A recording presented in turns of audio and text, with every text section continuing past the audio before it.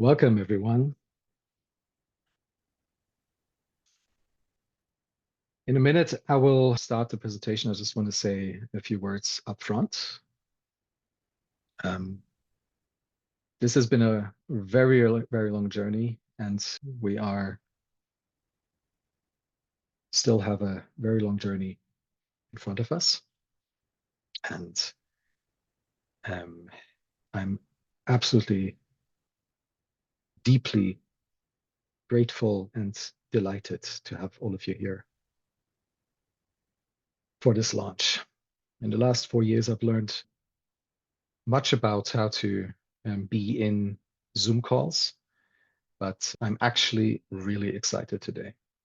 Um, so bear with me if I slip up. I'm going to start a presentation now, and this is just to help me move through the conversation today. And the conversation will be in three parts.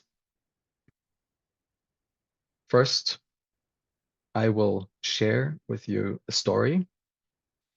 Then I will invite my co-stewards of this story to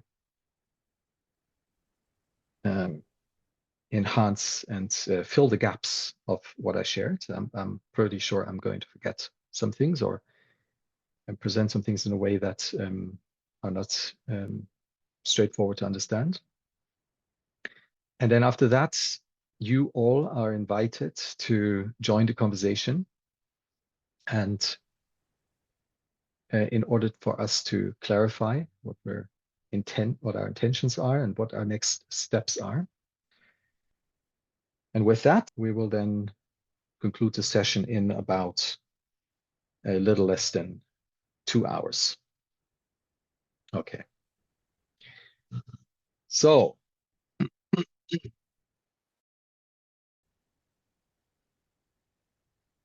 with that, just one more little thing. Sorry about that.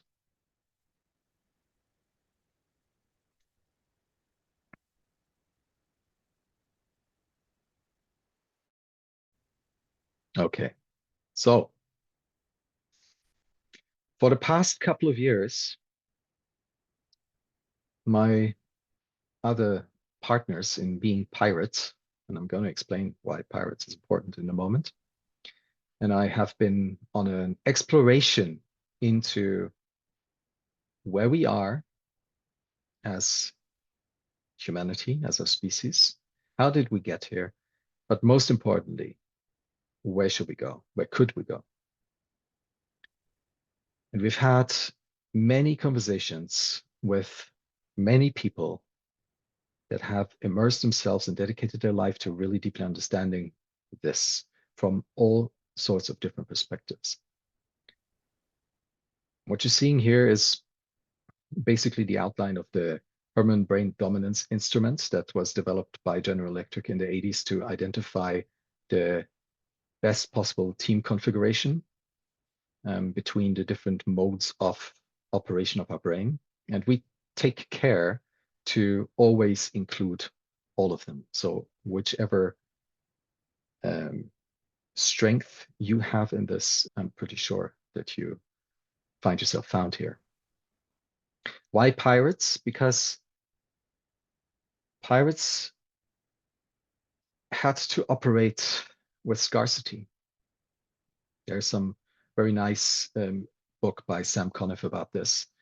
They had to invent new things on the fringes of society. They actually came up with models of democracy. They came up with health and insurance. They came up with pension. They had female and black or people of color as captains.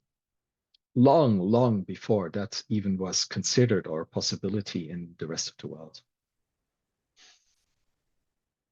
We also have to operate on with scarcity still at the moment as we are in a transition between phases.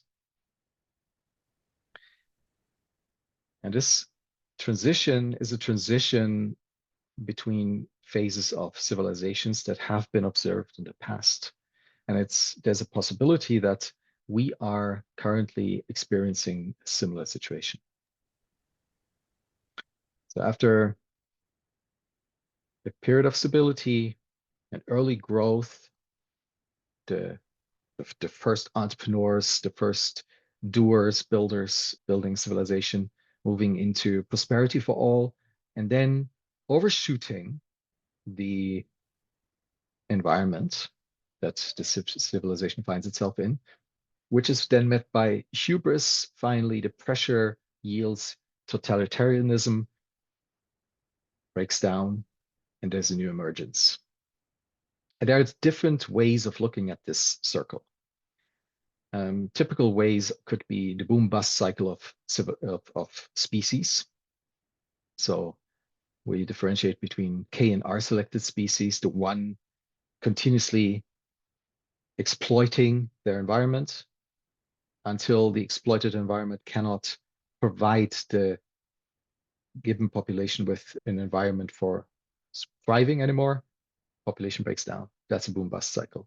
R selected species are about being in tune with the environment. And the real question here is, because this has happened before to numerous civilizations on our planet, but never before, at least not that we know of, in a global way. But this is of crucial importance that we manage to shift from one modality to another. Another way of seeing this comes from the innovation cycles in technology. Basically, you could see these as stacked S curves. There's an exponential growth phase, and after that exponential growth phase, you're met with a new paradigm that slowly eases in, that looks almost ridiculous in the beginning, and then moves into new powerful response to something that is needed. So just to draw the analogy, if we're looking at compute, we had machines doing compute. The first ever computer by Ada Lovelace was an actual thing that you needed to churn. That was replaced by tubes, and tubes were replaced by the integrated circuits that we know of today. And each time this happened, this was not really foreseeable, and it was a deep paradigmatic shift. And this is what we're talking about here today, but on a global and civilization level perspective. So collapse, saying goodbye to something that we have grown accustomed to, always comes with some level of grief. And grief comes in different stages. They're actually not sequential, they're messy and interchanging. And I find myself sometimes in anger and sometimes in depression, but more often I find myself in acceptance and beyond acceptance, even in moving into a new thing. So if you take a moment to reflect on where you might find yourself given the current situation that you know of on our planet, then feel into which of these stages of grief, these feelings of grief you might be in at the moment, because that'll dictate how you interpret what you're going to hear. Please bear that in mind, because it will shift how you listen. And before I finally go into what we're talking about, I want to invoke the Stockdale paradox. It's named after Jim Stockdale, who was the highest ranking military person in the Vietnam War, US military person in the Vietnam War that was a prisoner of war in North Vietnam for about 8 years. During his time, he observed a very interesting thing. The co-prisoners that were optimistic that they would be freed very soon, eventually died of despair because they ran out of hope. Every time as a moment of possible release passed, they would lose a little bit of hope. But he also observed that the pessimists died, effectively for the same reason, just with a shortcut. And then finally, he observed that those who made it through were able to hold two things at the same time. One was a ruthless, realistic assessment of the current situation, and at the same time, a radically optimistic perspective on the long term. So I'd invite you to put that idea on top of whatever stage of the grief cycle you're in, to hold those two elements. So this thing that we're in, that this stuckness that we might feel, the hopeless running in a circle that we might feel, is not unique to us. It happens to the best of species. For example, ants. Ants organize by following pheromones. And sometimes it happens that ants follow pheromones back into their own path, creating a cycle that they hardly can escape. They walk in circles of a few meters or even a few hundred meters until they die of exhaustion because they never arrive at their destination. And when I first heard this story, I was reminded of how I feel in the current situation of our predicament as humanity. And ours looks slightly more complex than just a circle. And I want to, for the sake of being on the same page, allow us to go through the synthesis that we have learned from the many conversations with all of those amazing thinkers that we've had the opportunity to speak with over the last couple of years. And for those of the people that helped us understand this, you will probably recognize your thinking here, and I want to thank you, but the list of people who contributed to this is just too long to be mentioned here. But if you ask me, I will happily point to the people. So what does the sapiens mill look like? Well, at one point, we started creating money, and the design of our currency currently is such that we create money exponentially. So M3, the sum of all liquid assets on the planet, doubles every 10 years. Now, doubling in a fixed time frame always is an exponential growth path.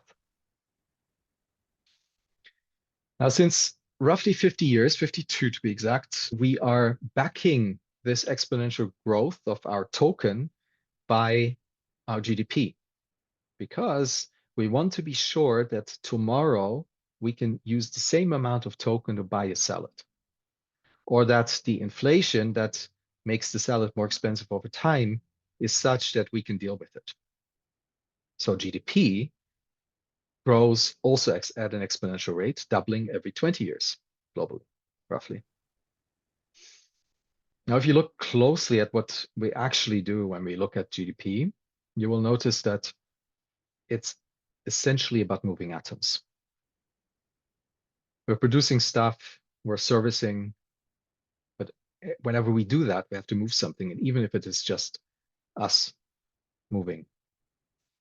So the movement of atoms requires energy, right? That's very simple law of physics. And that energy has to come from somewhere. We know where it currently comes from, but it also doubles exponentially. It doubles every 30 years. So while there's some some inflation and destruction of money going on between money and GDP. There's some efficiency gains going on between GDP and energy, but effectively they're linked and they're growing exponentially. Currently, we're burning through the equivalent of 100 billion barrels of fossil fuels per year. That roughly creates 19 terawatts, the 19 terawatt that we need as a continuous energy input for this whole thing to run, for the Sapiens mill to run. And if we're currently trying to tell ourselves a story that we move from a fossil energy regime into a minerals energy regime. If you look at, and let's invoke Stockdale here, ruthlessly realistic right now, the current state of technology and the known minerals and the places where those minerals are on our planet don't allow for that. They just don't.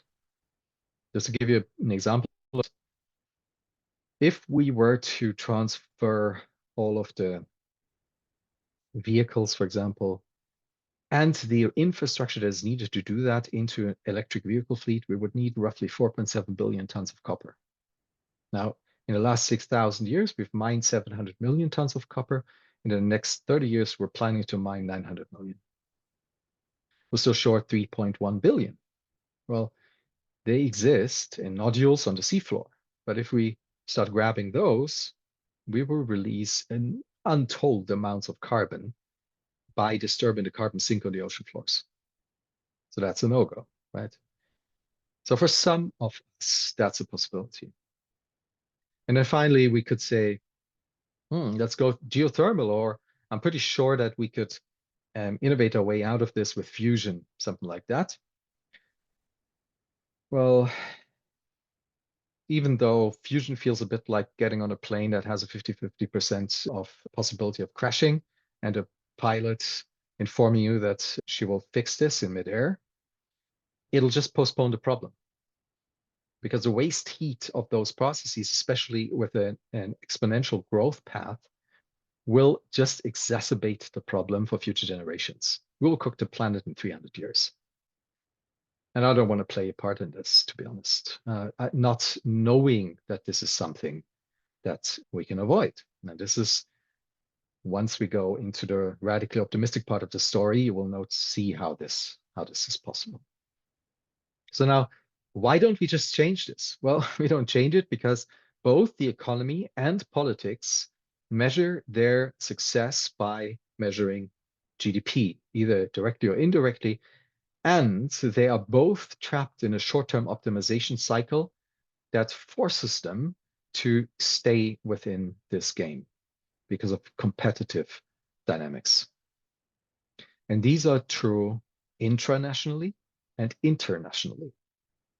So this really is the high-level reductionist perspective on the Sapiens mill as an analogy to the ant mill. Of course, this is much more complex and we could dive into many, many more aspects of this, but this is our offer to give this thing a picture that we're, okay, where should we go? Well, again, out of our conversations, we have synthesized something we today call the heliogenic civilization. And this is the radically optimistic picture that we're sharing today. And bear in mind, this might feel and sound a bit weird, just like it might have felt and sound a bit weird to mechanical compute engineers as the first tube engineers emerged. Okay. I think it's safe to agree that if we all get in touch with our inner self, and like Charles Eisenstein would say, imagine the more beautiful world our hearts know is possible, the GDP is not the right thing to put at the center of things. We put it to you that life should be the thing at the center. If If we don't put life at the center, we're probably wrong. Life begets life. There's no life without life, right? Now let's look at how life has been running itself for the last couple of billion years. Effectively, it is the biggest circular economy we can think of. It uses and reuses more or less 6 atoms and drives itself by the 172,000 terawatts that the big fusion reactor in the sky is sending it. Now that completely dwarfs our current modality of operation to a state of ridiculousness. Now, what if we could use these ideas and these processes of nature to create a materials economy? Well, it turns out, if you look at the science, and not only the science, actually many projects out there that are already doing this, you will notice that already almost the entire material stack for a successful civilization is growable. But growing stuff comes with a different set of principles than producing stuff, mining stuff locally, extracting. The primary principle here is that it is easy to copy and it grows exponentially instead of depleting or being, so you cannot control it.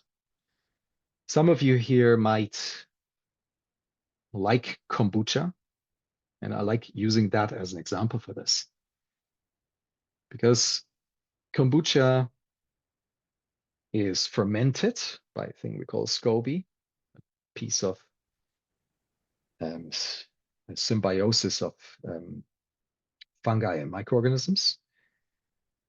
And once a week, your SCOBY doubles in size. And again, a doubling in a discrete time frame is an exponential growth path. And if I were to share my SCOBY with you next week, and then everybody in our line would do the same thing for the next 7 weeks, everybody on the planet would have a SCOBY. That's how powerful this is. Okay, this might sound scary from the perspective of a current economic model, but let's not forget something. There's a part of our economy, actually it makes up 15% of global GDP, which we call the digital economy. That wasn't around 25 years ago, but the internet was around before that. It just had different names. And it was accessible as text on your television, similar special purpose devices, Minitel, BTX. They had different names in different countries, but nobody really used it. It wasn't fun until Berkeley put out the Unix operating system, or Bell Labs really, and then Berkeley. And then Tim Berners-Lee put out the World Wide Web standards, both for free, a gift. And on top of this open and free foundation, people started exploring and playing, and it exploded into something entirely new. And now imagine you could do the same thing for the materials economy. Already you can run a free operating system on your computer, but imagine what it would mean if in 50 years you could just grow your computer as well, or grow your house. All right. Now, what would that mean? This would mean radical sovereignty for individuals and collectives. This doesn't mean that everybody will do everything. Just like today, not everybody is running a Unix operating system on their computer. We don't want to do that. It's cumbersome, right? Just as it is cumbersome to grow the inputs to your house. So there will be a strong economy. We estimate about 1,000 times bigger than today's economy, but in balance with nature and with humans, based on this sovereignty, based on the open and free foundation. Now, this allows something really, really beautiful. This allows us to move away from our current limited notion of money into a holistic understanding of money. We could call that the care economy. Now, to really get a grip on that, I would like to do a little excursion into something my mentor in all things money taught me about 20 years ago. His name was Bernard Lietaer. Bernard had been head of the central bank in Belgium and the architect or one of the architects of the introduction of the euro. And I met him in a meeting with Ernst Welteke, who was at the time still the head of the central bank in Germany, and they wanted to create a new currency somewhere in Germany. And my head was blown because I couldn't understand how these two high finance people could just do that. And Bernard went on to explain all of that to me, and he loved using this example of the city of Ghent in Belgium. City of Ghent had an issue with a part of town that was largely inhabited by illegal immigrants. And because they were illegal, they didn't have access to proper jobs, they couldn't get proper housing, etc. And it went into a downward spiral like these situations usually do, with substance abuse, violence, desolation, etc. Nobody knew how to fix this. Bernard went in and he asked the people about their dream. What's your dream? And the response was the majority wanted a piece of land to grow something, grow flowers, salad, whatever. So he got a piece of land ready from the town and he made it accessible, rentable, with a special token, money. And that kind of currency was earnable by doing things that were conducive to a positive environment in the neighborhood. So being nice to your neighbors would earn you money. Putting flowers in the windows, cleaning the house, fixing the street, etc. And in next to nothing, the situation turned. And in Bernard's mind, and it took me years to really understand this, and only in the context of the heliogenic civilization, I really can understand it. In Bernard's mind, he had this dream of a global central bank of dreams. A central bank in which everybody would deposit their dream of life. And then if somebody created something to make this dream stronger, that would mint new currency. But nobody can buy anything with Thomas currency because only a few people have Thomas currency, right? But that's because nobody needs to buy anything, because we would then live in a gift economy. We fulfill each other's dreams. We don't need money. Now, this sounds really, really far off, and I want to invoke Stockdale again. Radically optimistic in the long term. This is far away. Let's say 50 years, 100 years. But it is not impossible. And why do we know that? Because past civilizations, they didn't barter. That's a myth. They lived in a gift economy already. Okay. And then finally, what might happen to politics? Partisan, ideology-based politics could have the ability to change into politics of agency. This means that, yes, there can be different perspectives on how to achieve a goal, but this means that the people of a given region agree on the goal together. And then they can still fight over how to best achieve that goal. But we're currently navigating without triangulation. We don't know where we are going. And that's a huge issue. So long term is missing. Now, given this radically optimistic long-term model, there's a lot of work to do to get there. Well, we can choose now between two kinds of work.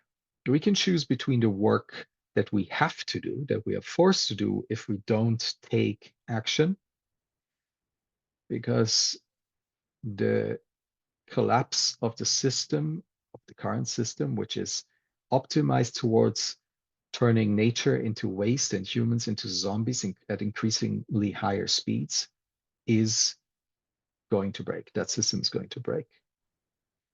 And the fallout will not be fun. So we can do that work, or we can do the work of building towards and up into a heliogenic civilization.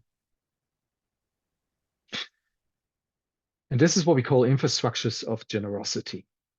And this is what this meeting and the following meetings, which will be held at this time every week from now on, will be about showing, highlighting, exposing projects that are already in the world, that are already building infrastructures of generosity. Why do we call them infrastructures of generosity? Because they have to navigate between the horizon one of the current economic model and be feasible within that, but bridging into the heliogenic civilization horizon 3 model.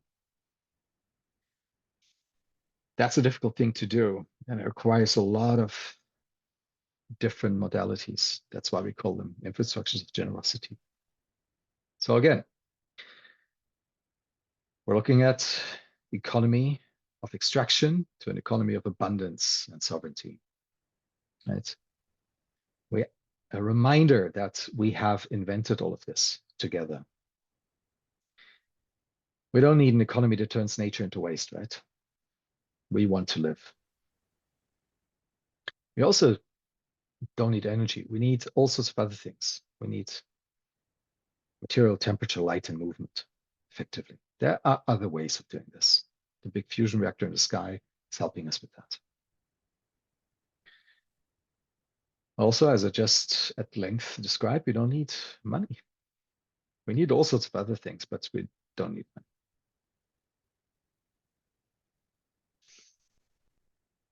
And then finally, we don't really need politics, right? We need to agree on what a good life is and then have disputes, arguments, and then agreements about how to get there. And ultimately, this is why you are here. We don't have answers.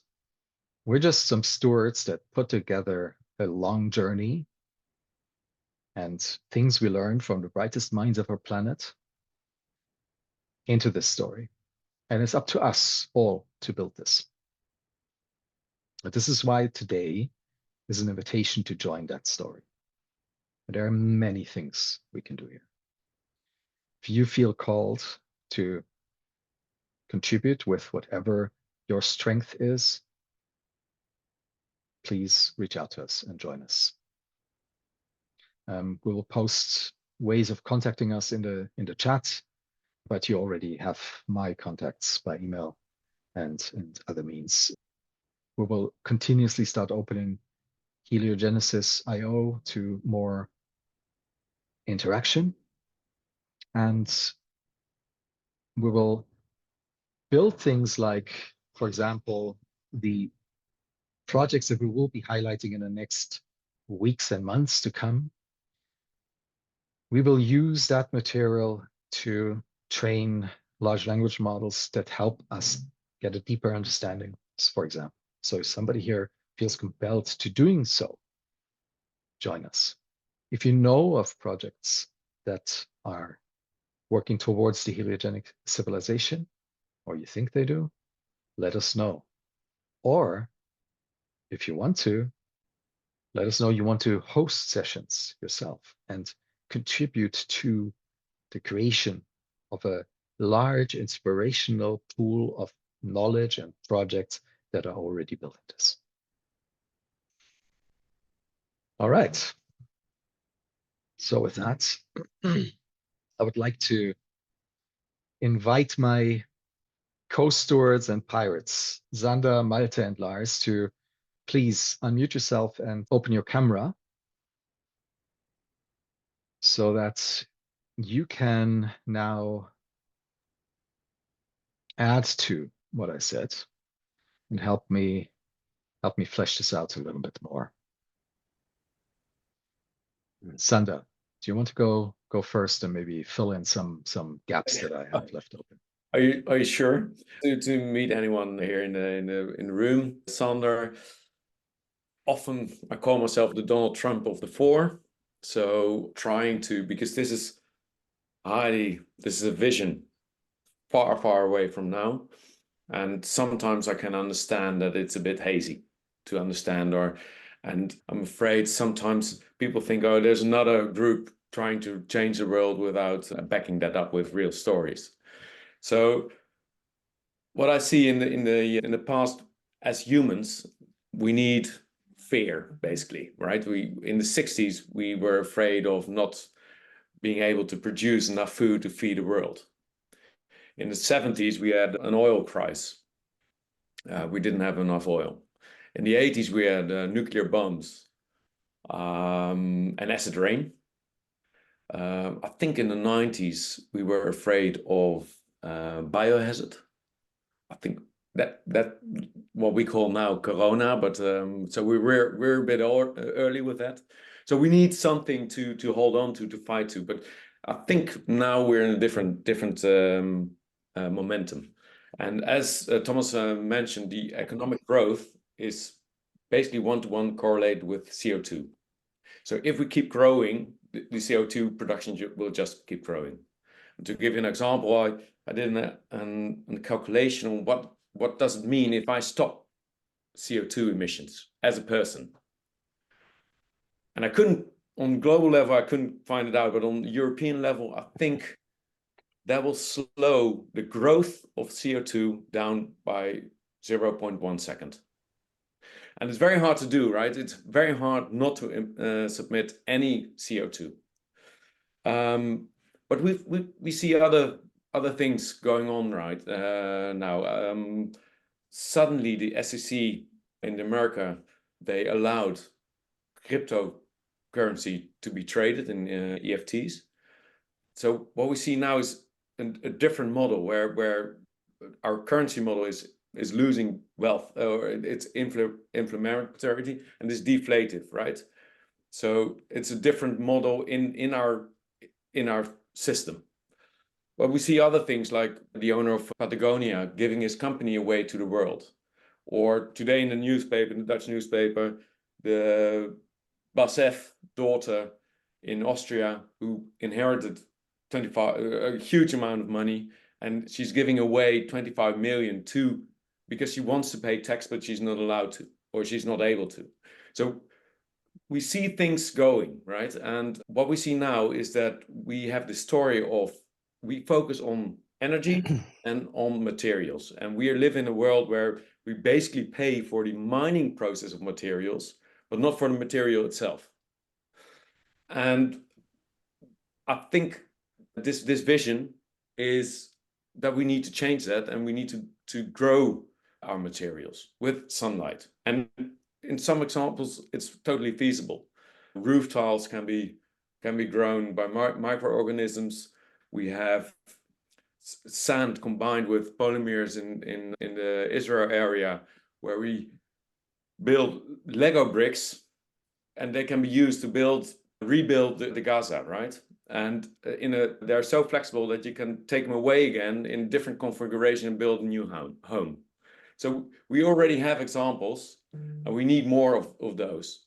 And a Swedish venture capital firm we are now in very concrete talks, and they're committing 3 million for the next, let's say, 2 years to fund showcases, feasibility studies, experiments, where we can show that these things are totally possible. Myself, I'm involved in an exponential growth company in Arizona, but we hold patents. And that's a no-go for this talk. Because if we hold the technology to yourself, you cannot be the next kombucha, right? But the model itself, I think, is one of the companies we should aim for. So now 2-year framework, 2.5 years, it always leads to 3 years, right? Showcases, experiments. In that time, we'll work towards a way larger fund, let's say 60 to 80 million, where we can actually make a difference there. So in this time frame, yeah, be welcome and join us. And so we are not the dreamers of something nothing concrete. I think we're pretty concrete, but it needs a holistic framework, and that's what Thomas showed. Norway or the other Germany? Can you add something to that? Yeah, let me start with this. Seriously, I'm so happy that so many people attended.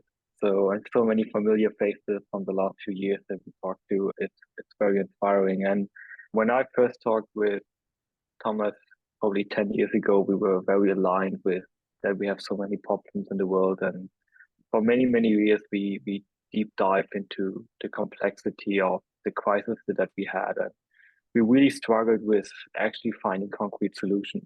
And actually, my question is more to all you guys. What is not clear? What do you have in mind? What are your thoughts about it?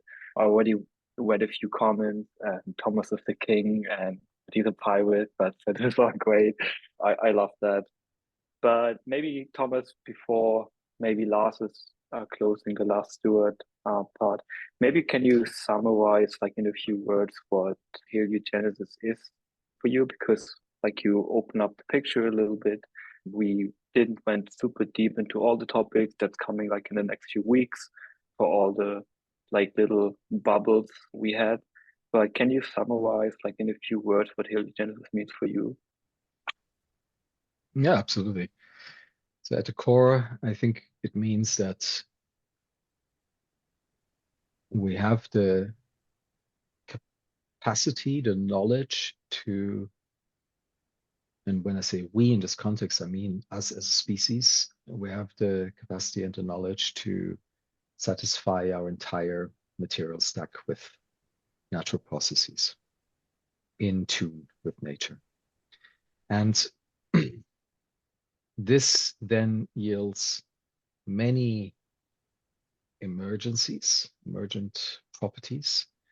And that whole set of emergent properties that is too large for us to even comprehend right now, that is what I see as the heliogenic civilization. But heliogenesis as a process is using 6 atoms, sunlight, and creating all the materials we need.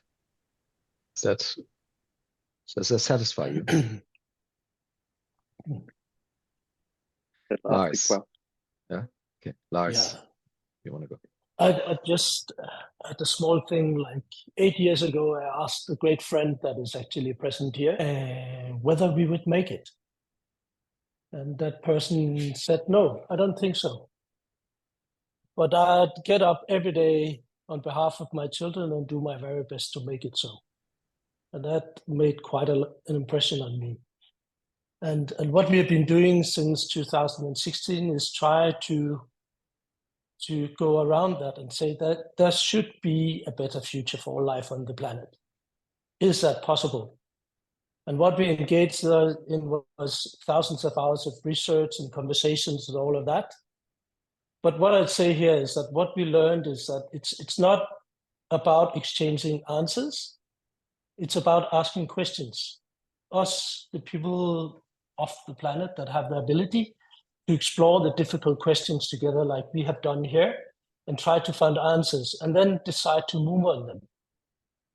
As we talked about, the systems that we have built are not capable of solving this. The all governing structures do not solve this. That have been proven. So we need people coming together, asking difficult questions, finding answer solutions, make experiments like we have been doing here, and then carrying them out. And I'd say the last thing is that maybe the most important thing that we have discovered in this process is a process of solving these really, really tough questions and actually find solutions. There's a lot of mythology behind what we've been doing. And it's in essence that I said before, it's not about exchanging rigid answers. It's about exploring the deepest questions and most difficult questions and really find solutions and then dare to act on them. Yeah, if I may add there, I think most of us will be in a situation where we are very privileged and lucky, rich, white, middle-aged, all these kinds of terms. And I think we'll survive. We won't have a problem in the next century or so, because we'll manage, right? But this is an attempt to change that world and not like the Nate Hagen's version, bend it instead of breaking it. And what we mean is that, let's say in the coming 2 decades, we can expect the first heat-related mass problems, probably in India, and due to humidity and heat. But right now we are in a world where more people die from cold than from heat, right? So it's a weird thing.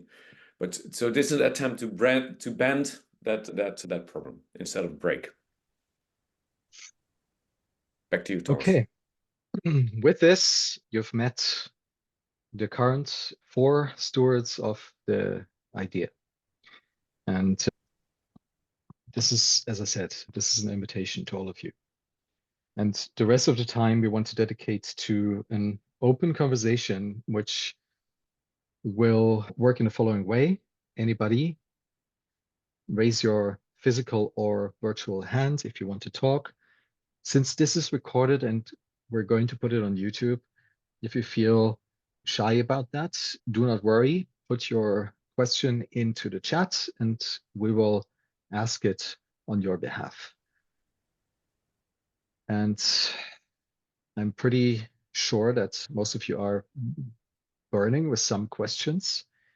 And so please go ahead and let us help you, or us, you help us understand more about what heliogenic civilization actually is.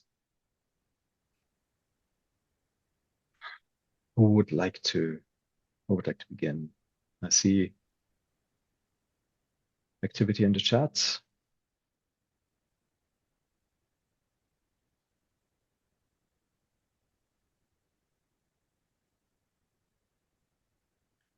Maybe I can start. Yes, Lucas. So, Marcus, sorry. hello, everyone. welcome. Thank you so much for being here. And it's nice to have a Friday with people who are talking about something beautiful and something kind for the future. It's very often you turn on the TV and it's all war and death and just a repeatance of the same scary things. To me, one of my project is called Chew on This. And I met a lot of change makers throughout my time. And what I'm looking for is, or what I'm working on is a social networking mechanism, or AKA a game that enables large groups to come together and focus on dialogue. And one of the things that I think these initiatives need is a way to bring these ideas and this vision to the masses. And in order to do so, we need to make that vision approachable and breaking down the barriers for more people to come and discuss and talk about this. So, and one of the things I think is really cool in this vision is the focus on dialogue and society, and how we can actually make people believe in a certain future. And my question to all of you is, how can we make this dialogue expand and bring this dialogue to more people out there? Mm-hmm. Well, as I said, this is much, much broader than any of us could carry alone, not even in a group. So what you're pointing towards is a definitely important aspect. And I don't have an answer, but one thing I would like to focus on here is highlighting projects that have parts of the answer and inviting those projects to play a part. Right? So if you feel compelled with your projects to help the heliogenic civilization movement kickstart, then you're definitely welcome. And we should have a conversation around this for sure, because we we are not, that's not really our calling. I would say we're not good at running a community and spreading the word. What we're good at is synthesizing and bringing together the people that are the change makers. That's what we're really good at. So yeah, thank you. Very, very nice. What else is out there? I'd love to hear some criticism, some doubt. Timothy. Yeah, Thomas, hi. My question is, I mean, what I'm working on right now is, as you know, these citizens' assemblies in Australia, and we've got it at a quite high level now, potentially, you know, so we're about to do them. But I'm wondering, you know, are you seeing a transition, you know, per the bend, don't break? Are you seeing a transition using some sort of updated democratic system? That's what I'm seeing is if we go to a sort of democracy, an upgrade of democracy, if you just actually study the history of democracy, we actually left out the part of what the Athenians and the Greeks got to in terms of the most sophisticated form. We have an oligarchical democracy, so it's causing a lot of the problems. So are you seeing that we could keep democracy for a while and upgrade it with using like the citizens' assemblies as a way of getting towards what you're talking about? I couldn't agree more. Yes. So I would position that in the pathway from politics to agency, infrastructure of generosity. And in fact, there is a project out of Germany that we will share in the next couple of weeks that is doing exactly that.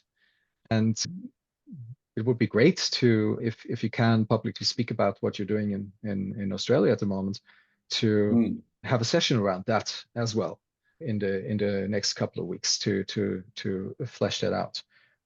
Generally, the Citizens Assembly, just want to point out one important, really interesting lever that Wales has created for themselves, which is called the Future Generation Wellbeing Act, which was instituted in 2015, which through a citizens discourse, it defines a picture of what Wales should like in 50 years and then institutes a independent commission and commissioner who can veto any political decision if it's not aligned with that goal. So it introduces and reintroduces the idea of long-term conversation into politics. And that's an enormously powerful hack.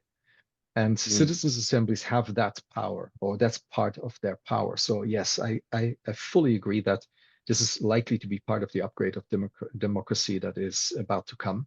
Yes, for sure. Yeah, I'll definitely keep you posted. I mean, we're getting pretty close to our first deliberations, you know, in terms of like bringing 50 people together from a broad demographic, and then them actually forming the policy of the party that's running for the next election. So, and then we're doing a series of these assemblies around policy with urban planning, transport. Where even the next one I want to do with them is actually politicians' compensation and cutting corporate influence on and other influences, special interest influence on politicians, so they're as isolated as possible from political corruption. So that's like at the next assembly that I'm going to do after the urban planning is going to be on reshaping politicians' compensation and the connection they have with special interest groups. So they're the two next deliberations. I keep you posted on those. I will also connect you with some of the people who are at the core of Citizens Assembly activity in Germany, so you can learn from one another. The big group here in Australia that's very well funded is called New Democracy. You can look them up, and they've come in and they're helping me with this, and I've lined it up with the political party and the leader of the political party. So we have the political party combining with the New Democracy people to do these assemblies, so they're facilitating it together. Yeah, let's bring them all into one session here in a couple of weeks. Let's organize that. Okay. Cool. Thank you so much. Abdo, you posted some questions. Would you like me to read them, or would you like to pose them yourself? It'd be great if you read them. And all right. answer Okay. Thank you, Abdo. I was waiting for that because I love your questions. You're not shy of some critical questions. So the first one that Abdo poses is, can heliogenesis coexist as a worldview with the current version of globalized world capitalism, neoliberalism? I believe it can. It is what I pointed to when I said the infrastructures of generosity have to be able to navigate the current paradigm in Horizon 1, meaning they have to be profitable, they have to function in the mechanics of the current situation, profitable from the perspective of a current monetary limited perspective. But they have to be strategic in building towards the heliogenic civilization Horizon 3. That's probably the most difficult thing to do, but it's also the most rewarding thing to do. And the entrepreneurs who actually pull this off are always the biggest successes, right? People who are capable of thinking along these three horizons and are not limited by just profit seeking and rentier. So to add a very concrete example to this, Sander gave a few examples, one of which is creating building materials. In one case, it's roof tiles from a waste stream of Western industrialized cities using microorganisms to create roof tiles. Now, in the West, this is, or in the, let's say, around the North Atlantic, this is a very valid business, right? Because building material and roof tiles are highly high CO2 emitters. But the same process could be distributed in a world where there's no market for this at the same time by the same organization. Right? So there's a way of doing this, and there will be infrastructures of governance for these kinds of organizations needed. And there are people working on these kinds of infrastructures. In the past couple of years ago, we developed one ourselves. There's another one that will also be presented here in the next couple of weeks, the so-called RCO, which is able to combine these things while being investable. So yes, point one for sure. So your other question is, what is the starting point to create a heliogenic society? Does it have to be started in close communities to exist? Well, yes and no, depends on where you are. Building on my response to question one, right? There are two pathways, and Marcus pointed to one, which is education, and the other one is desirability. So building desirability into a solution is a very, very strong driver that often trumps education. And while it is true that it's easier to implement that in close communities, those close communities can be bounded by cultures like North Atlantic.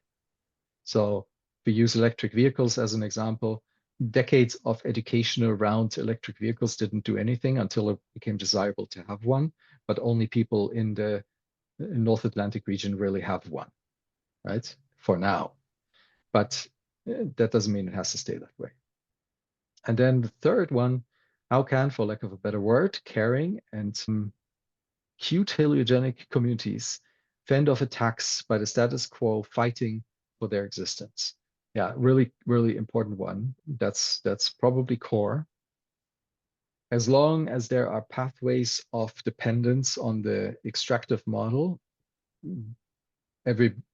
all of these communities would be fragile. So effectively, just like if you remember what I said about the analogy between the digital economy and the heliogenic economy, is that the foundational principles of the digital economy were funded by the state effectively. They were funded by public money, by what we call liberated money. money that doesn't have to return itself or profit. And we believe that the same is true here.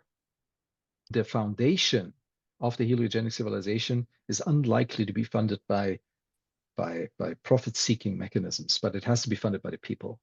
Now that's an issue, but it's an achievable issue because there's enormous sums of money that is actually managed and owned by the people. Sovereign wealth funds, pension funds are the prime examples, but there's obviously more. So putting the recipes for the material stack into the commons allows those communities to cut ties with the extractive economy and then be able to fend themselves off because they have no dependency. That's what sovereignty stands for. So that was a longish answer, but I think it was important. Wolf, you had raised your hand earlier. Is your question still relevant? Please just unmute no, yourself. not anymore. Hi. Oh, that's a pity. No, because it was part of the question or part of the answer you gave, Abdul. Because I remembered a video I saw from Daniel Schmachtenberger a couple of months ago, where he described the market as a kind of artificial living running on human compute. And these humans trying to save that system, that artificial body. And my question was also, okay, how do you think that will work, that they don't try to undermine it? And is it an obstacle? That was my question.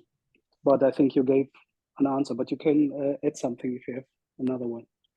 Maybe I do. I don't know. But so I would say, and Daniel is completely right in saying that effectively he's saying that the so-called market is the first artificial general intelligence that we've created. It's just not running on silicon chips, it's running on biological compute.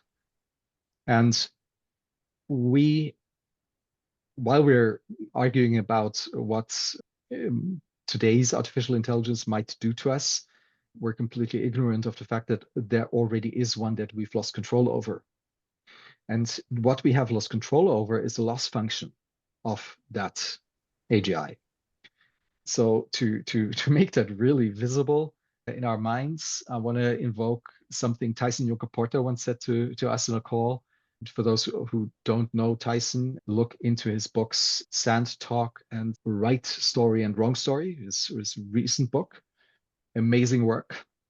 And Tyson said, well, we talk about the market and the invisible hand, but what if it's not a hand? What if it's a cock? Right? And so the loss function of the invisible hand or the market at the moment is profit maximization, GDP growth.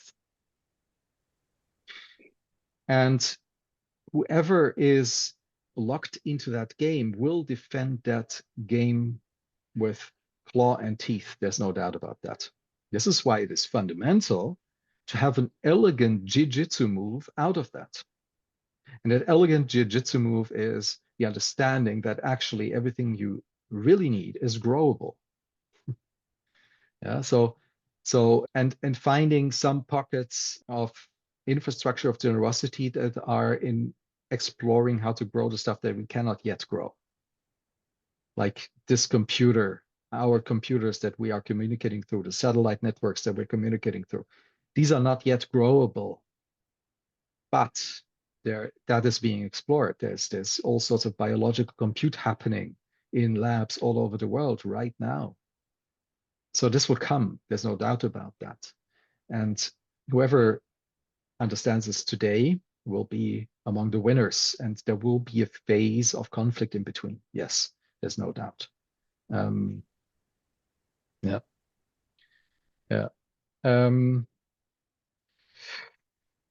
Raphael, you had some questions here. See in the chat. So the materials stack also means advanced manufacturing, computer chips, batteries, engines, etc. Right? What is the critical mass for the economies of scale that allow such a heliogenic system to detach itself from the grid of the existing economy? Okay, two wonderful questions. One I just pointed towards. We see development in compute and on biological compute at the moment. It's probably currently still just as immature and ridiculous as silicon chips looked like to tube operators in the 60s, but it's coming. And then around the critical mass and scale. Interesting, very, very important question. So I'd like to invite you to reframe the way you look at scale. There are two modalities of looking at scale. And here in this context, we use masculine scaling as the version of scaling in which we find a solution and then we force the entire planet into that solution. Right? The solutions are things like Google or Facebook, or how we think about fashion, things like that. And then there is a feminine mode of scaling. A feminine mode of scaling is about replication and adaptation.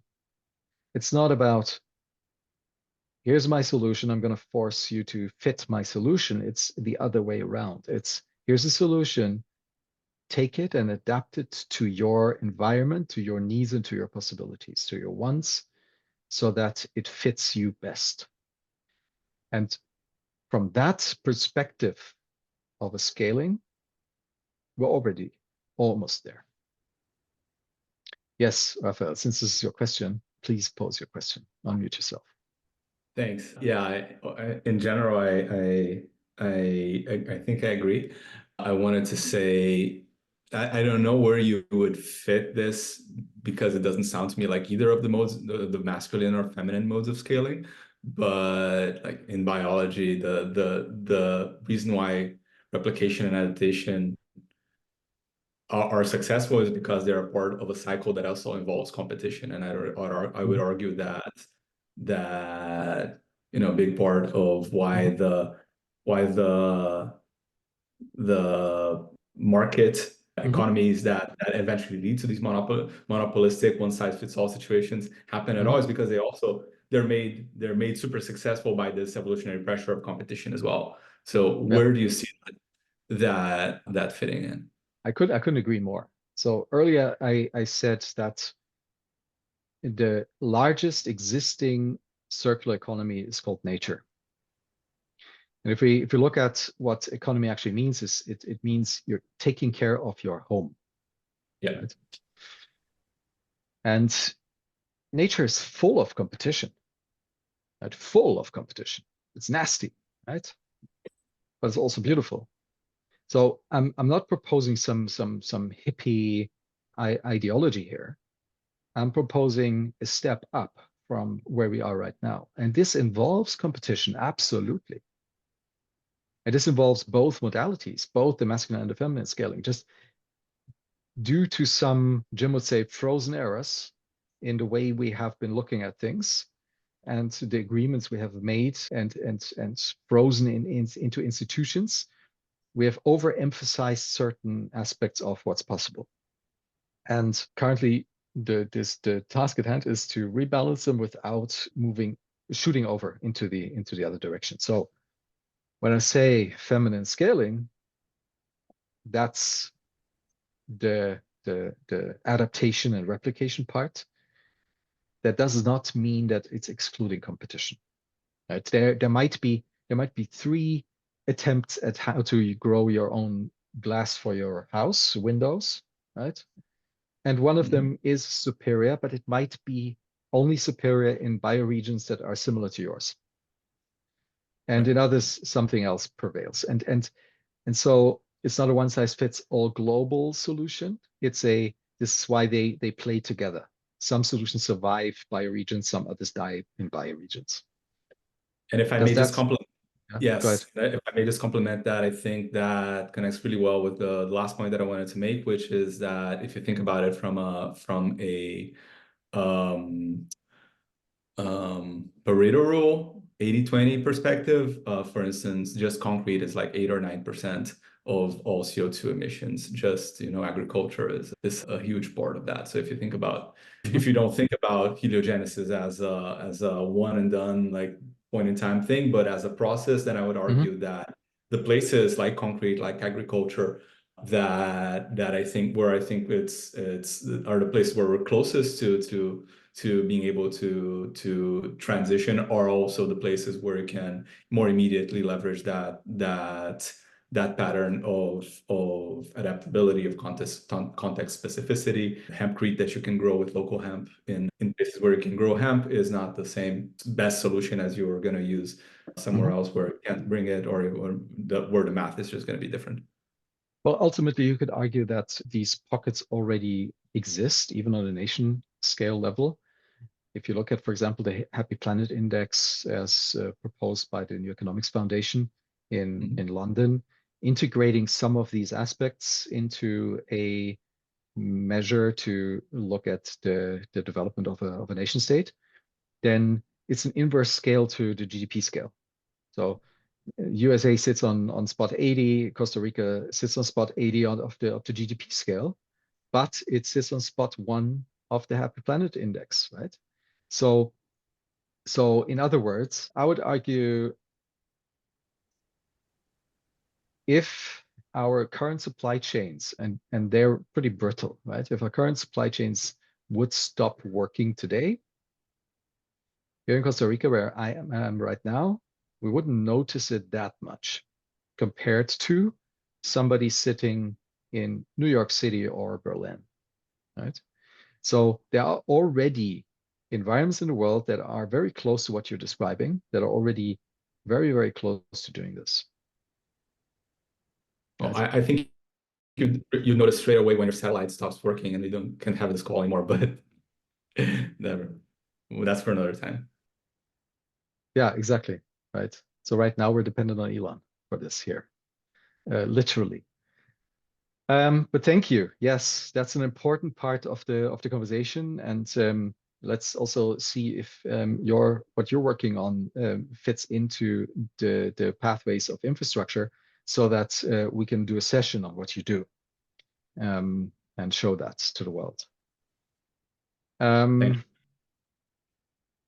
Amrei, you had a note and a question. Would you like to unmute yourself, or would you prefer me to read it on your behalf? I can also unmute myself. Thank you all for this So time and thoughts. I actually just wanted to, I love what you're working on. I love seeing you there, and I love that so many people are interested in this.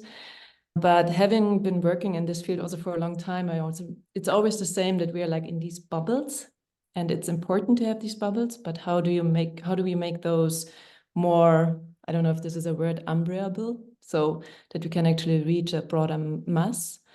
And it's also, I think, important to think about if this spoken word is a right word, way to transport what we're talking about, or do we somehow need different ways of making the people feel what care and generosity means or could mean. So taking it from the head more to the body, I don't know, like it's a question that I want to put out. That's all.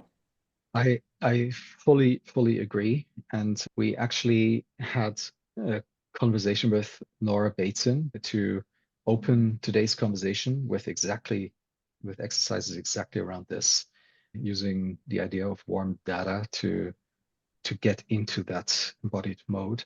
Unfortunately, Nora couldn't make it today because she's in some other activity.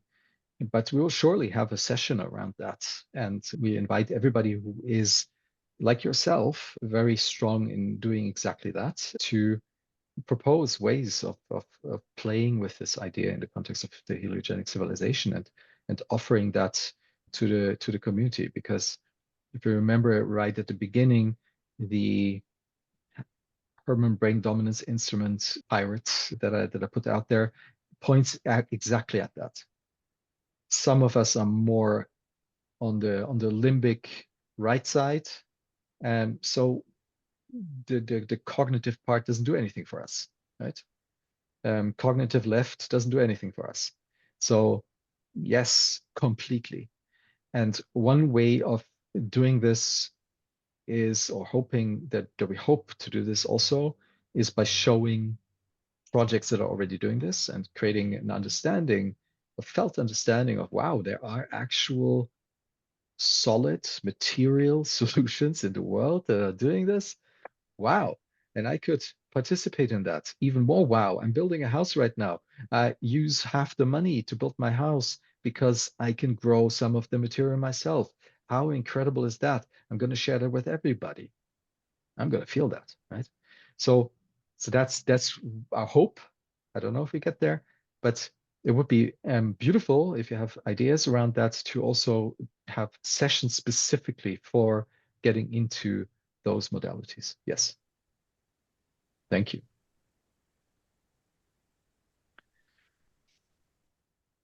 What else? Who else? I saw earlier. There were questions from Martin, and I'm not sure if these Musa. are answered. Yeah. Martin, do you want to rephrase your questions yourself? If he's still in the call, I don't know. Yeah, I was wondering when we were talking about geopolitical interests, my mind went to Russia, who I think would like a heliogenetic society, and next to it, they would just move in with tanks and play unfair. How would you defend? What is your vision of a society in the future? And how would it go about that kind of threat? Mm-hmm. The interesting question here is, so I agree, there's no built-in mechanism for defending against violence of that kind. The question is, why would they be interested in going to a different place in order to benefit from the heliogenic technologies if they can do the exact same thing at home without any added benefit doing it elsewhere? So that would be my question back. I see that that's a real risk and possibility, but yeah, also I think many people in Ukraine are asking the same. Well,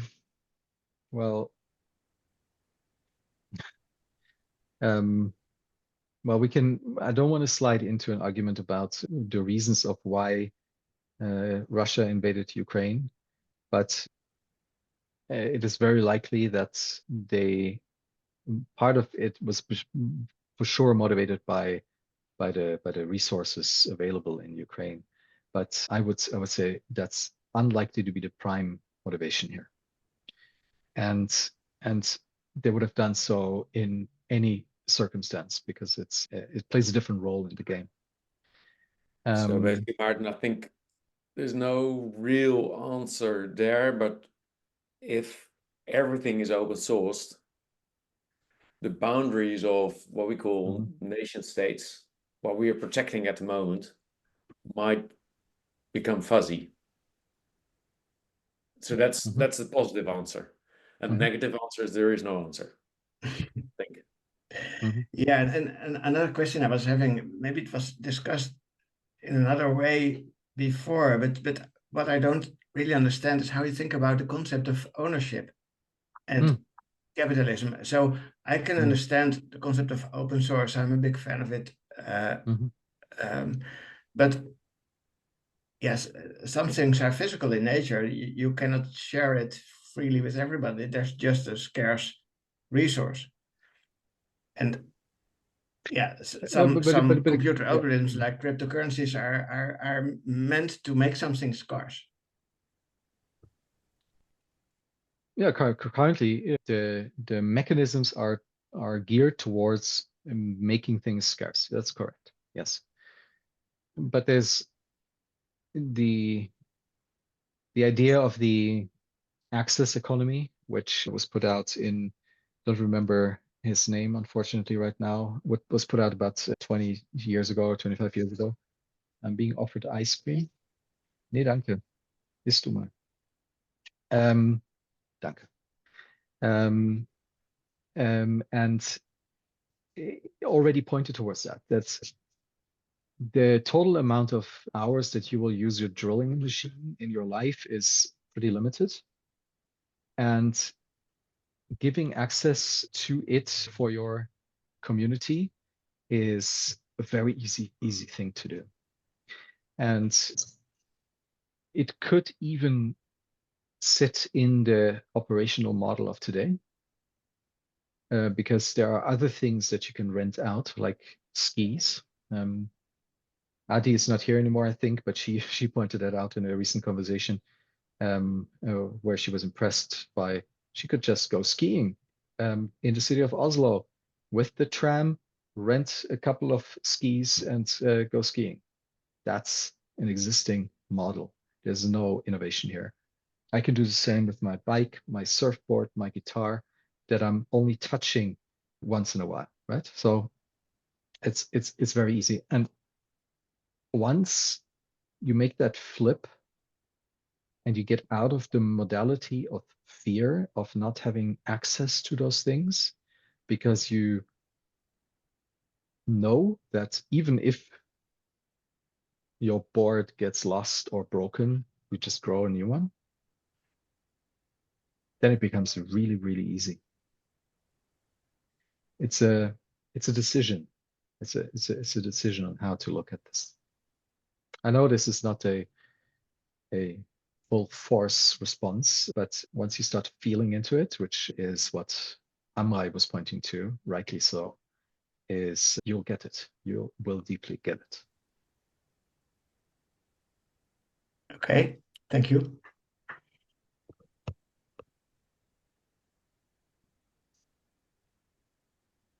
Okay. It feels like we're getting to completion. Is there something you want to put out right now? Anybody, any of you? I will say some closing words, but if something comes up for you, Lucas? Hello? Yeah, hi. Sorry, my Lucas. kids in the background are looking the number with the mouse, so it's a little bit loud. I'm sorry. Hi, nice to see you. Thank you for this input, for food for thought. I saw one question that is interesting me as well in the comments, and it's about like how is the heliogenetic society connected to the endeavors of, for example, organizations like the UN, SDGs. How can this get in line together? How can this coexist or even be synergetic? Because there is an endeavor of creating new directions, new goals for the whole community of humans on this planet, but they're still in this, sapiens mill, I think, because they prioritize economic solutions and economic behavior as well and development. But so how can they be combined? How can they work together? Any thoughts? Sorry, I put you on. Thomas, sorry, you're muted. Oh, sorry. So really valid question, but I would say the SDGs are 10 years old now. The UN is working on the next set of models, and I don't know what they're doing exactly, but my sense is that they are going to be very similar to what we're talking about here. The main difference here, and this is how they play together, is that I see the SDGs as a to-do list without a goal. Right? It's like opening your fridge and looking what's in there without knowing what you want to cook. Right? The result might be nice, but it might also be awful. It doesn't inform you on what to build. You can use the same ingredients to build something really disgusting or something extremely beautiful and powerful. And what we're now here showing is what we want to build, right? And SDGs can be used as a to-do list to look at segments of where you want to focus. And you can overlay that with the infrastructures of generosity if you like, but ultimately it's a to-do list. I just saw Claudine put some things out here. So Claudine, do you want to pose that question? Do you prefer me to read it?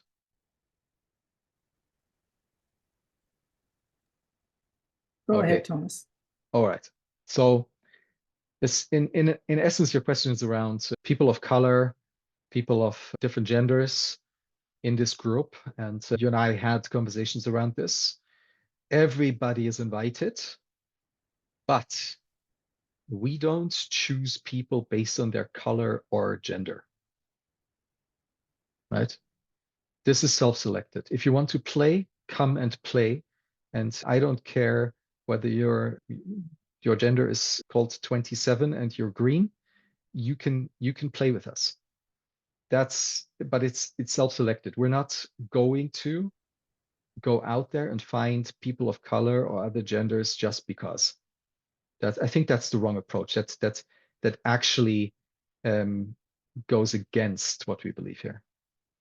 But we are super wide open for everybody to join us. So feel free.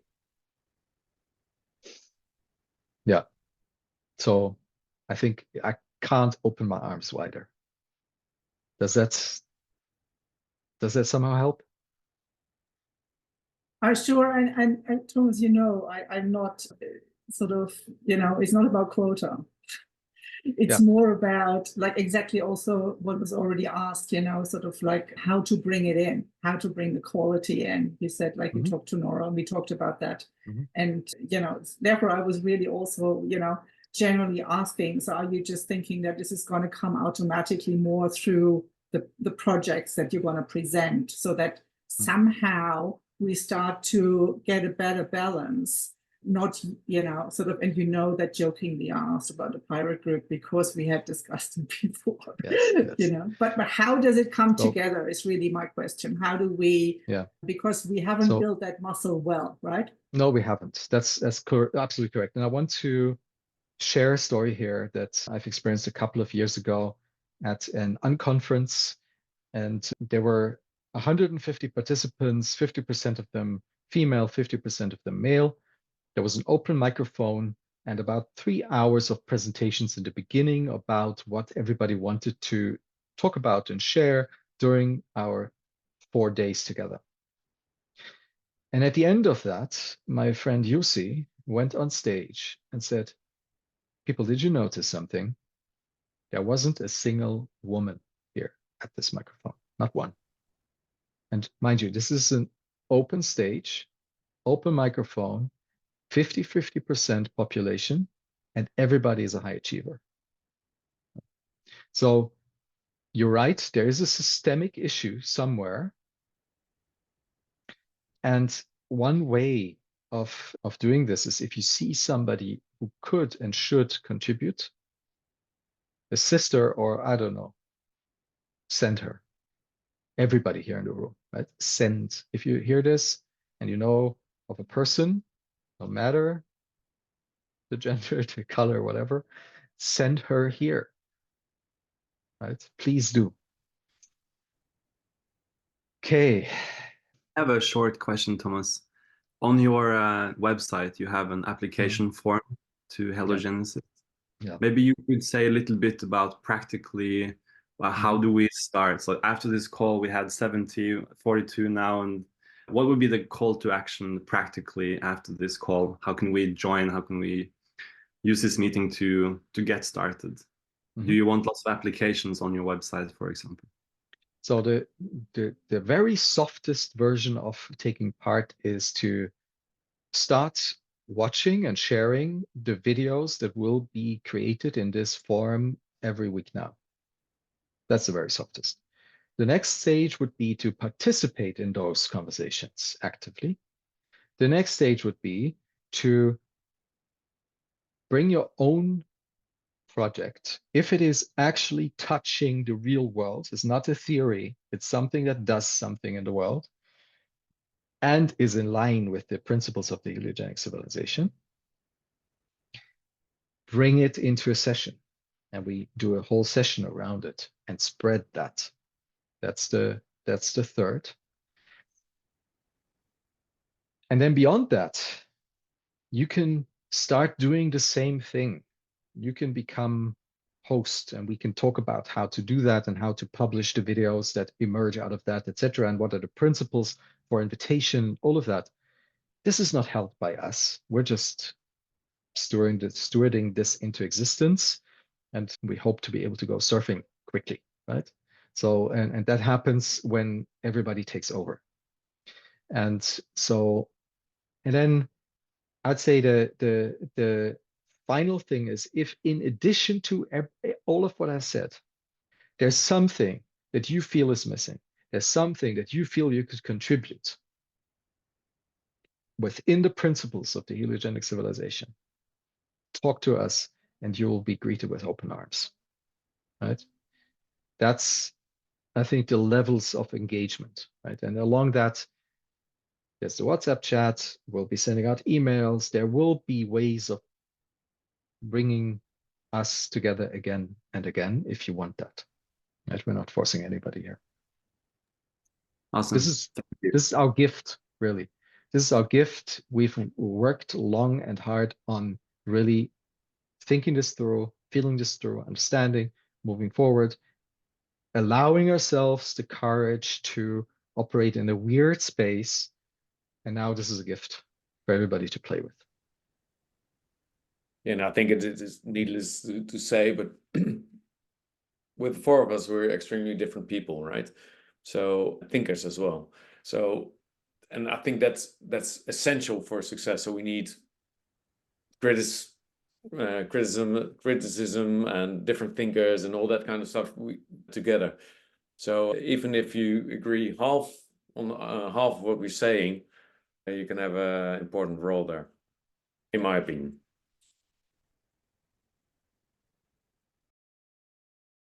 Frank, I'm really curious about your comment and about what the overall vision of the SDGs are. Would you be willing to share what you know? Because I don't know of any. Maybe I'm missing something. Thank you, Thomas, for your chance to say a few words. My main question is that there are many institutes in this world who are aiming for the same kind of thing. We're not alone in this. Halogenic is another way of looking at it, but in fact, everyone is looking for a better world, which is functioning on a better way, in a better way. And there are institutes and organizations that are working on that, like the UN. So the SDGs are the expression of how do we get to a resilient world and not consume it, and then that's it. They are working further on the report of Rome from the 80s, the 70s it was even. So they're really taking action. So a to-do list is, in my opinion, a little bit short, going short on that. There is a philosophy behind it, and they have a very high power in the world. They're recognized by all nations. So aligning with those kind of institutes and organizations may be beneficial in growing the influence of the initiative that's taken here. Further, when you say what I just said in the comments, can you turn it around? How can you, with the new vision that you express, reinforce those developments and those movements? Because we're all aiming for the same. I rather see that aligned and connected than putting it apart from each other and then say, okay, well, there are interesting things. I mean, there are many examples of developments that are very useful or very positive or good in the world. And I see that there is a lot of hesitation in other areas to apply the same principles that are working elsewhere. And there are all kind of non-arguments for that. A very simple, practical thing is we're struggling in the Netherlands with the energy independency, let me put it this way. In Denmark, they have organized it in a complete different way, and they are. So they're doing it in a much better way. But no one is willing to listen to that and to learn from that and see, well, how can we apply that? So my question is, what's going on in the world that you can use, that you can align with, and that you can reinforce both ways? Okay. So you pointed into many directions, and I'm going to try to touch upon everything and respond to what you said. I'm going to start with the understanding that we are all aligned towards building a better world. Yes. Deep, resounding yes. A couple of years ago, I became tired of not knowing what I was actually talking about when I said that sentence. Right? What is it actually that we're building? What is it actually that we mean when we say better world? And so I forced myself to sit down and write it. And in order to do so, I needed a framework to get satisfaction on that I have actually touched on 360 degrees of what human beings do. I didn't find a framework that satisfied that need for me, so I developed a set of questions. And with the help of my friend Jim Rutt, we refined these questions and extended upon them and turned them into a serious game that has been played by hundreds and hundreds of people all over the planet, all with the same result. The result always is, and this is an extraction that I do. This is not what the players of the game do. The extraction is that everybody wants to live in a community along the Dunbar scale, so 150 to 5,000 or 4,000 people. And they want to do so in balance with the surrounding environment. And then everybody places that on a matrix between no tech and high tech, and monogamous Victorian values and polyamorous Californian values. And somewhere in that matrix, everybody finds themselves. So there is something that also Jim would call coherent pluralism. Absolutely, yes. We know, Charles Eisenstein, the world, the more beautiful world our hearts know is possible. Yes, we agree, all of us. Now, to the point of the UN, completely right. They are recognized, but that doesn't mean that they have a real effect. If you look at the really frustrated comments that I don't know what the official title is, chairman, director, present and past of the UN give us when talking about the current poly crisis, I doubt that they actually have an effect. They are forced because they are recognized to operate within the constraints of the current modality. We're not. We can actually create a story that is rooted not within the 10, 20% of global population around the North Atlantic and other privileged pockets, but we can actually afford to create a story that is true for the 80% of the people who have no say or role in any of this. And participate in the creation of coordination between those 80%. So I'm not saying there are heliogenic civilization, that idea is the one and only thing. There are many, many others thinking about the same thing. You're right. But it's about coordinating the people. And if somebody does it better than us in this group, well, I'm more than happy, right? I'm really, truly, honestly, more than happy if somebody else does it better, faster, stronger than us, because then I can go surfing and play with my children, right? So the reason why we're doing this is because we're not seeing that coordination of the 80%, or even the 99%, if you will. So that's what we're here for. And in that way, as I also said earlier, there is a way to play them together. There is a Horizon 1 and a Horizon 3, right? And what we're now going to do is we're going to show Horizon 2, the actors that are already building that bridge. I hope I touched on all of your points, and I hope that made sense. Let me know if I don't. Well, I think this is a start of a discussion that can take for hours with many people. I agree. But I think the main point here is from each other, help each other, and reinforce each other in a good way. Yeah, yeah. Thank you. So again, this is an invitation, Frank. I'm happy to have that discussion, just not in that context, because what we want to focus on is actual implementation and not theoretical reiteration of problems and current situations, etc. If there's something that actually moves the world, then it has a place in the heliogenic conversation. But next to that, I'm very, very happy to engage in conversation with everybody around this.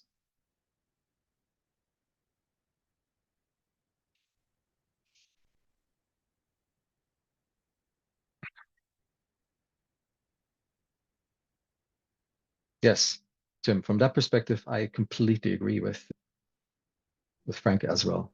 And I mean, you're using that's a serious game yourself. You've played it, so you know also what I'm talking about, right? All right. So by now, 2 hours later, almost, we have lost about half of our population in this Zoom call. That's very unfortunate, but I hope everybody's well.